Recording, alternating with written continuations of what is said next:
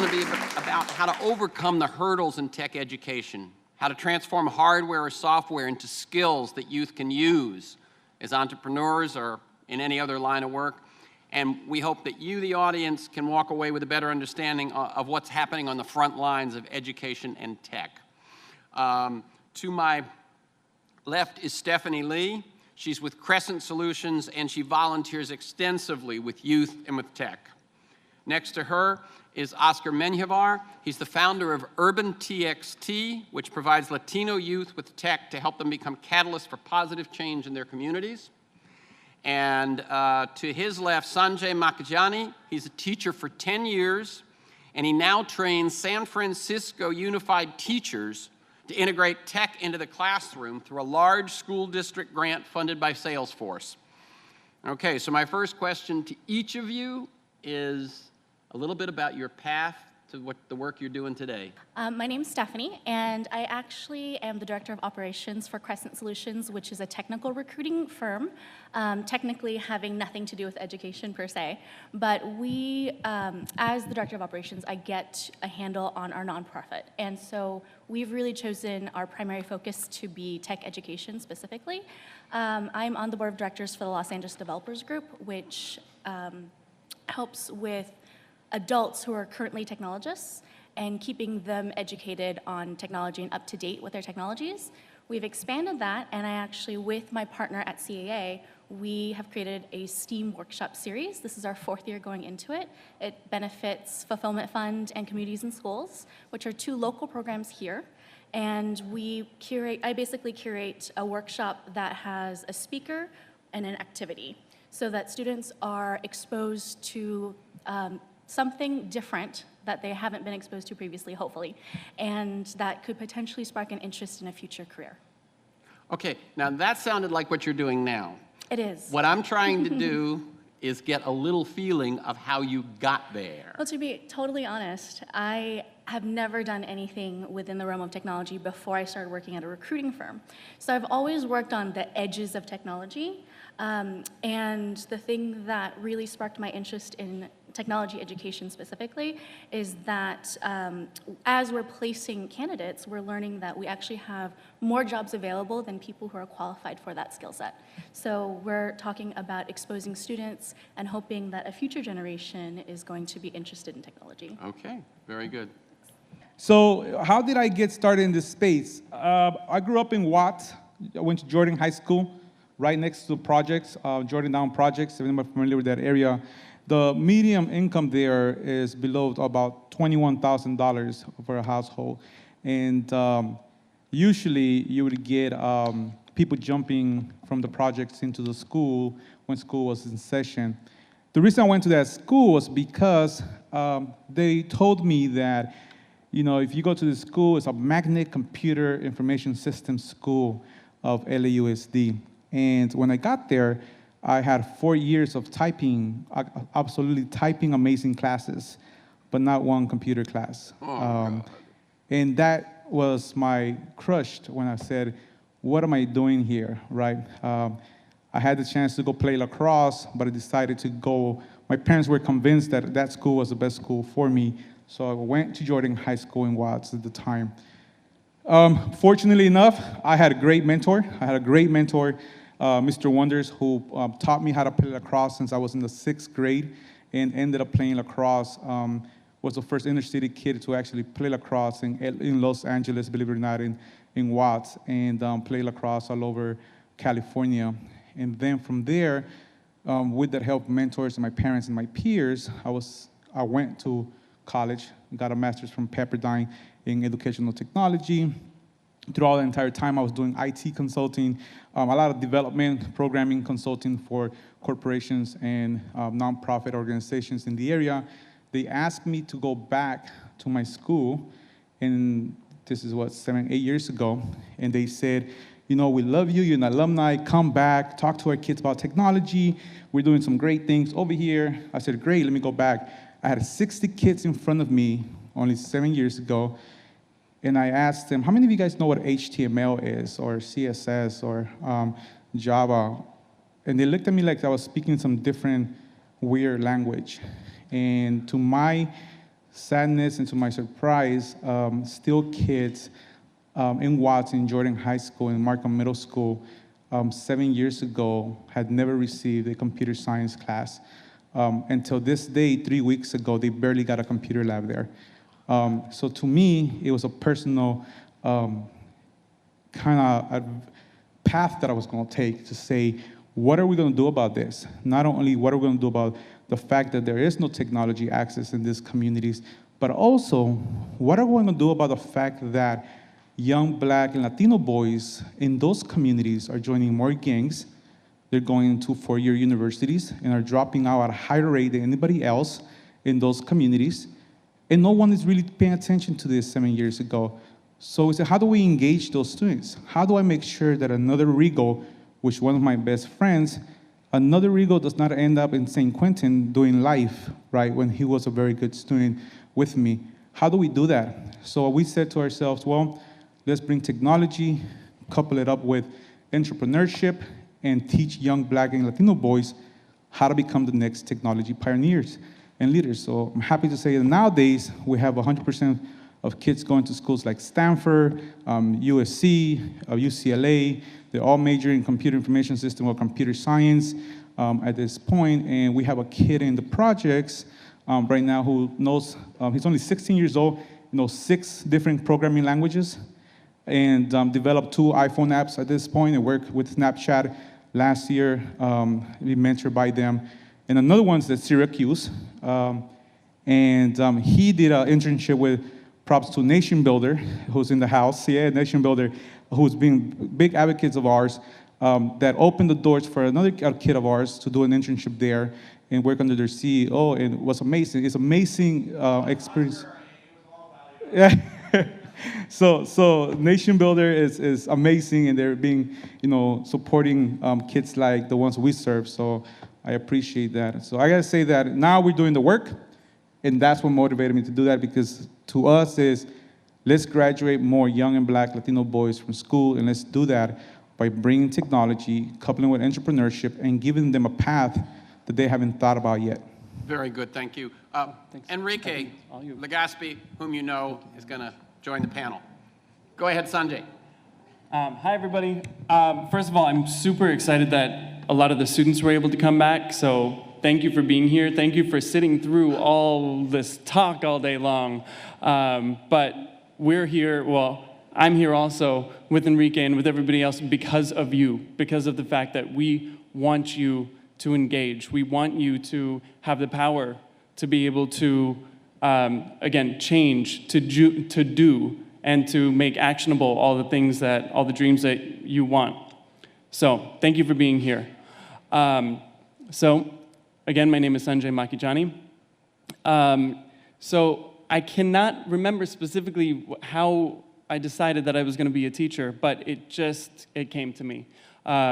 Basically, once I peeled away all those layers and all that noise about, oh, you got to be a doctor and you got to be a lawyer, once I peeled all that away, it was crystal clear to me. So as soon as I graduated, 2 months after graduating from college, I was in the classroom. I was also earning my credential at the same time. And I did it because, referring back to what Enrique said before, the belief. I believe that I can be part of the change of the minds of the next generation, because I believe that you have the power to run society. You will be running it. So the belief in that potential and trying to unlock it. I had really good teachers in high school, and I wanted to be able to pass that on. And again, I'm inspired by the people who do this work. So, let's get the, all right, I'm better now. So You were fine then.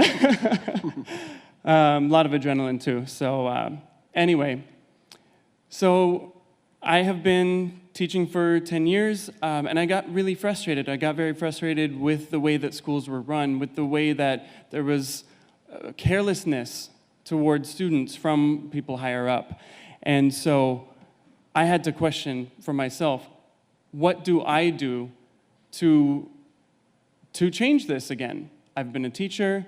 I've been able to have some effect in my locus of control. How do I potentially widen that locus of control so that hopefully I'm working with people who are like-minded and who really want to change lives and want every single student in a classroom to have opportunity? So once that became clear, I joined the Principal Leadership Institute at UC Berkeley. It's a master's program along with an admin credential. I never, ever imagined myself as being an administrator, and I'm not yet. But what convinced me to join that program was the coordinator said, for many of you, it's very emotional for you to leave the classroom. And again, stop it, Janelle, thank you. To leave the classroom and to have those connections with students. And it is, obviously that's why I'm getting emotional right now, because there's nothing like that. Okay. And so, all right, I'm better again. All right, but she said, you might be worried about not having those relationships, but at the same time, you are empowering other teachers to have those relationships and to bring forward equity and to allow all students to have opportunity. So that convinced me. I was ready. And the 23 other people in my program were those like-minded people. And I'm working with some of them now. So right now I'm training teachers. This opportunity was very different. My background is biology. I taught biology in high school. Now I'm training teachers in middle school math to bring technology into their classrooms, specifically at this point, iPads. And when I saw this opportunity, though it was a little bit different than anything else I've ever done, I, again, saw this as an equity issue. And I want this program, which is in its second year, to be done well. And I don't want the other interests that are coming in, the other brands that are coming in, to overpower the potential that this program has to really bring opportunity to students. Right now, there's another technology boom in San Francisco. Tons of jobs are opening up in San Francisco, and literally the culture is changing. Unfortunately, with that change, families are being evicted from their homes. And it upsets me. So I want the family face of San Francisco to be preserved. By working with middle school students, hopefully in 10 years, they're ready to engage in the tech sector. We need to make this a local program to empower the students of San Francisco to engage in these jobs in the next decade, so that they can stay, so that the face of the next tech generation are San Franciscans, are people who grew up here, grew up there, and who are inspired to be part of this boom. And again, the middle grades are where that needs to happen. It needs to happen with, this is when we keep the interest of students in STEM education. And the changes are great. I mean, again, I would like to see some metrics on student performance, but the engagement doesn't need any recording. You walk into a classroom where students are using iPads, they're working together, they're collaborating. I've never seen anything like it, and it's incredible. So by supporting the teachers and helping to reduce their nervousness and their apprehension to use technology, we're really supporting the students. Thank you. I want to make a quick comment. In part of my consulting work, I work with people in how to present and how to handle the media and things like that. So I just want to say to you, Sanjay, and this will be for all of you out there, when you're getting emotionally moved by like that, unless you're actually worried that you're going to fall apart weeping, let it go. Don't try to stuff it down. Oh, I was going to weep, that's why. Well, but even a little weeping wouldn't have been bad. I'm saying unless you were going to be a puddle, it's fine. In other words, that's you. That's the authentic you, and that would be perfectly fine here. The stuffing it down actually is more uncomfortable to watch. Okay? Thank you. I appreciate that. Enrique, you don't have to tell us about your path because you already did. So I'll make it this way. I would like each of you to take a moment to think.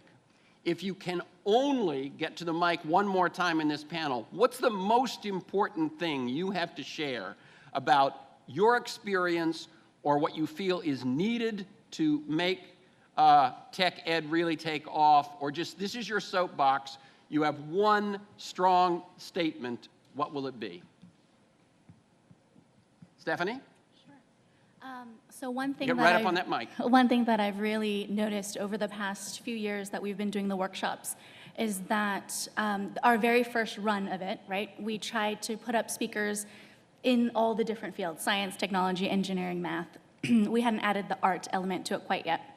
And we got feedback from the students, and they basically said it was boring. They didn't get anything out of it at all. So the next year, we tried it again. And this time we added the art element to it, and we tried to make sure the curriculum was really interactive. So I made sure every speaker had an activity attached to it, and then I decided the following year to integrate all of the different elements together. So science, technology, engineering, art, and math, how do they work together? And relate that to the student and talk about what the social impact is. I think that's something that's missing a lot of times in the classroom, unless you have a great teacher like Enrique. You're missing the idea of, okay, how does this affect me and how does it affect my future? I think one of the best programs that I've curated is I've actually Googled my own handle, and every single page I go through and I explain, my social media is on lockdown. I have it locked down tight. Everything is private. However, when I first got on Instagram, I thought, oh, I'm gonna put up pictures of the sunset and food. Nobody cares, it's fine.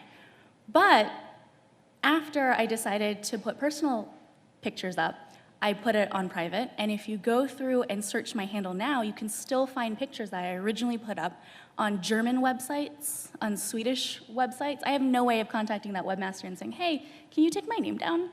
So we really talk about social branding and how that impacts you and your future career, which is something Enrique talked about earlier. So I think that's my most important component of how do we relate all of the different fields together, because that's what makes it interesting, right? The commercial producer who uses a piece of technology to create art to, market another product. That's something that's interesting to kids. Right. I mean, just to make a quick observation. One of the things which if you're in high school you haven't run into yet, because that day does take place in one place, is that when you get to college, everything is separated, as if the universe is separated. And as you know, as someone has said, in nature, there are no departments, everything really, in the real world, comes together. Mm-hmm. Someone else, your key experience or your key statement about TechEd? So I think all money ain't good money. Another quote that comes to mind, that first one I said was said by Kendrick Lamar. The second one is, it's hard to find a job you love. It's easier to take what you love and make it your job.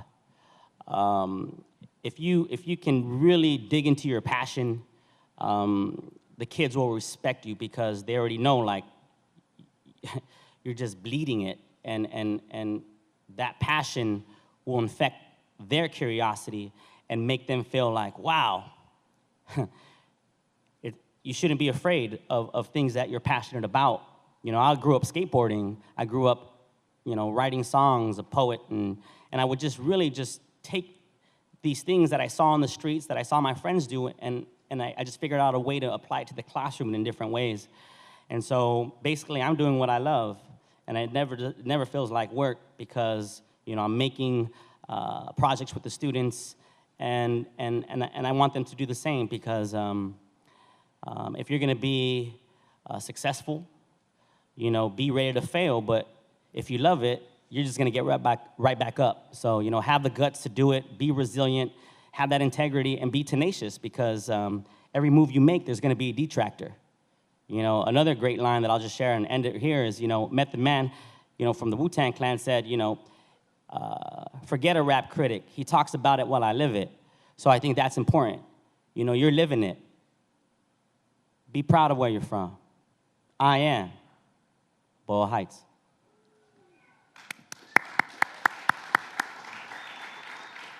Oscar? You know, hello?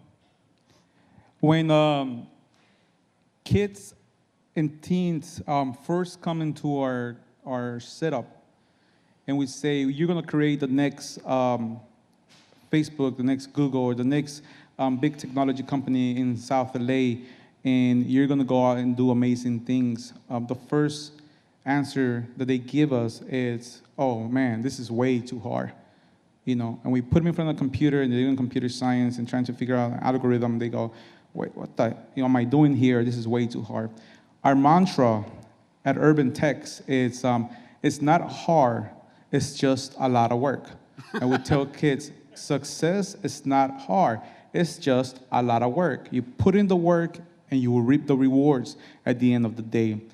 And my message to those in EdTech is that think about that when you're doing EdTech. Because a lot of times we focus on, oh, we gotta have the iPad, we have the Chromebook, we have the MacBooks, we gotta have the cloud, we gotta have all those nice and fancy, shiny tools, but we never think about what is the type of work and structure that I gotta put in place to engage the students every day. So when they come back every single day, they say, I came to school because I want to be in school, because I was gonna create the next company, the next tech company, because I was gonna create the next robot. So I tell everyone, forget the shiny tools, forget the technology for a second, and think about how am I gonna engage the student first? How am I gonna motivate them and inspire them? Because at the end of the day, when they leave your class, when they leave your classroom, it's on them. They have to go and create something new. You can't be with them 24/7, so you gotta figure out how you're gonna engage them, not just for 2 hours, how you're gonna engage them for their life learning experience. Oscar, before you give up the mic, one or two things that you've learned about how you engage them, Oh, how I engage them. and how a teacher can engage them. Just Give them push-ups. Yeah. You might think people, you know, we're very unorthodox on how we do our curriculum and how we go about our but we take the concept that we take what's on the streets and put it into the classroom, right? And for when we work with young Black and Latino boys, they love competition. They love competition. They want to know who does, right guys? You guys want to know if you guys know who does the best push-ups, how many push-ups you guys do, and who does the most of them? They love flexing every single time, right? So when I say you come in late you're late 1 minute, and I'm gonna give you 10 push-ups every single minute you come in late, guess what? I'm not gonna have anybody late, right? And it's an agreement between them and I. It's not just an agreement with us. It's not just Urban Techs saying you have to do push-ups. No, it's not that. It's an agreement. We talk about it and why that's important, and they agree on doing it. But I have to say that goes a long, long way, right? 10 years from now, or 4 years from the time that they're with us, where they're working on Nation Builder, and hopefully Nation Builder can back me up on this, they won't be late. They won't be late, and they'll be doing things on time, right? And I won't have a complaint from them saying, man, that Urban Techs kid, he was always late. I can't have that, right? So if you're gonna represent Urban Techs in South LA, you better be on time. okay, great. Sanjay. Thank you. So what I've learned is go slow to go fast. There's so much that I want to do. There's so many connections that I want to make. There's so many different possibilities that I would like to work on, and I just, I want to run that race, but I got to remember to allow things to crystallize, and to allow things to take their course. So right now, for example, the program that I'm working on, it does not reach every single middle school kid in San Francisco Unified School District. It reaches some. I want it to reach all, and I want it to continue year after year so that it does reach all students, and that we can expand the program not only in the size of the program, but also in the breadth, the tools that the students are using, and the subjects that they're using the tools in, because again, it should be integrated in every, meaning every subject should be integrated with the next. They should not be treated as discrete learning modules, which is really kind of what's hurt education. So I can't make everything happen tomorrow or today, and when I'm troubleshooting tech stuff, I'm not able to be in the classroom with the teachers, but I have to remember that that's part of the job that makes all of this work. Let me ask you for one specific. In other words, when you're trying to get it into a new school and they're saying, oh, we're overwhelmed. We love that, but we can't. What kind of thing do you say that says, yes, you can do this? Well, for one, luckily the teachers that we have right now are volunteers. Meaning that they have stepped up and said, I want to do this program. And in fact, we've had to limit it at certain schools where we could only take on certain teachers. So for one, it's just a reminder of, you know you can do this because that's why you signed up for it. And in fact, like a lot of the teachers that I would think would be resistant are actually the ones that I learned the most from. And I'm able to spread and kind of pollinate what they've taught me to the other teachers. So that's really powerful. So it's a matter of hand-holding, and I don't mean that in a bad or derogatory way at all. We have to hold the hand of all the teachers, in fact, and let them know that they have a support network that they can tap into anytime that they're feeling uncertain or anytime that they need the help. And they should be able to have somebody at their side tailoring the work to their needs, whether I'm sitting down and planning instruction with the teacher, or whether I'm in the classroom co-teaching, or whether I'm troubleshooting the restrictions on their iPad. It's all whatever they need. And that scalability needs to happen too, having enough teacher trainers so that the teacher trainers feel supported enough and so that they can do everything that the teachers need. For example, I'm working at 7 schools right now. I'm traveling all over San Francisco. Taking public transportation is very slow there. And going from school to school, I wish I could, again, do it faster. But hopefully we'll be able to give them the support that they need at the level that we're able to right now. Okay, I'm going to repeat the question. He said, if you were looking for a mentor, are there programs or applications out there that can help you do that? Is that your question? Okay, anyone? Check. I definitely have been very fortunate to be a part of the first robotics experience. And in that community, there's people who really want to be these mentors. And my approach towards mentoring is really an organic approach in the sense that I don't want to force a mentor to come down to the hood to work with our kids. I want to make sure that mentor is a right fit. And the first robotics competition is a great community to find out if these mentors are the right fit.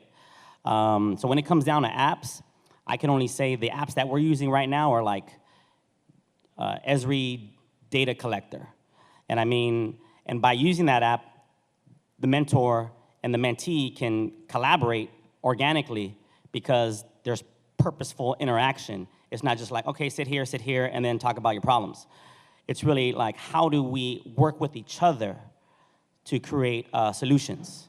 And so I think I'd love to hear if there's really some great apps out there, but I've been really leaning on some of the unlikely partnerships to provide geo mentors, to provide robotics mentors from Raytheon, or Northrop Grumman for the Cyber Patriot program that we got rocking. So I'm really just leaning on these companies who I have a sense don't really know how to get involved, but by having these initiatives at the school, then they can decide, I want to be a part of that. And I kind of like that approach. Anybody else? Sanjay? So again, I also don't know any specific apps that would connect people. I would say go ahead and email principals, email vice principals, email teachers directly, and let them know that you and perhaps other people are interested. I think that that's a good way to go. And it really shows the intent. It really shows how much people want to volunteer if they're actually reaching out in that way. And again, the organic approach is really important. what I respect a lot about Salesforce Foundation, which is different than Salesforce.com. Salesforce Foundation is the what's the word I'm looking for? Philanthropic. Thank you, the philanthropic portion. And Benioff, the CEO, believes in a 1% rule, that every one of his employees dedicates 1% of their time to volunteering. And so they have an internal app where they can volunteer at schools and connect with the different people that they've branched out to. But again, as far as a wider reaching one, I don't know of it yet. Stephanie or Oscar?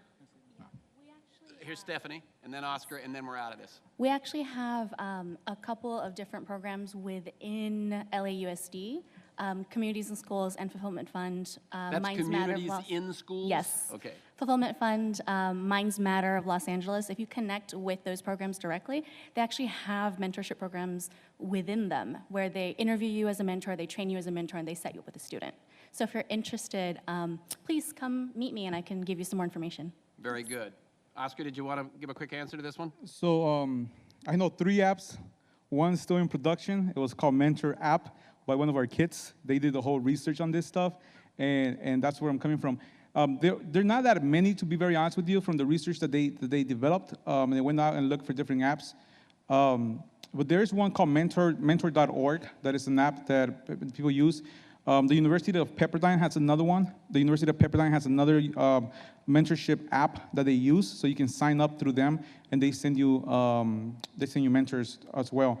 And then USC has their own mentorship programs that they have, and they use one of the houses at USC, one of the departments as well. So, I think that's still a problem that we need to solve and figure out what's the best way to go about it. And I think there's a great opportunity out there for that because it's definitely something that is still needed at this point.